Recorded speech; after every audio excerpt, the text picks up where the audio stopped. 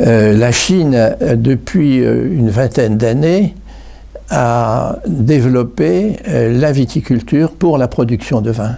C'était déjà un grand producteur de raisins de table, et maintenant la Chine a développé la viticulture, en particulier pour économiser les cultures vivrières et les céréales.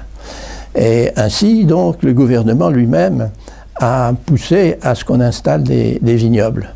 Mais en plus, bon, l'ouverture de la Chine les a conduits à, bien sûr, rechercher tous les créneaux qui pouvaient, en quelque sorte, je vais dire, les occidentaliser. Et le vin a une image occidentale, donc le vin a quelque chose de magique pour eux. Et donc, ils plantent.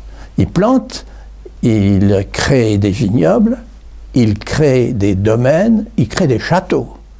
Et en particulier, moi, j'ai pu assister à l'ouverture même, à l'inauguration de 2 châteaux déjà, bientôt 3, dans différentes régions viticoles, des régions chinoises, Pékin et la région du Yantai, c'est-à-dire la grande province, le Shandong, qui est la grande province viticole de la Chine. Il y en a ailleurs, mais il y en a en particulier dans cette région-là, avec une quinzaine de grands établissements de producteurs de vin.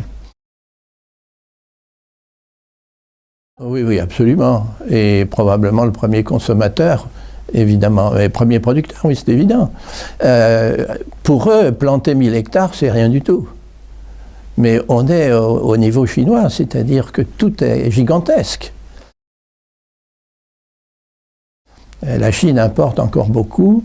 Une partie de ces vins sont importés en vrac et ils sont mélangés aux produits chinois. La législation ne s'y oppose pas. Par conséquent, ils partent sous les marques chinoises. Mais aussi, bon, ils utilisent des noms qui sont à connotation européenne.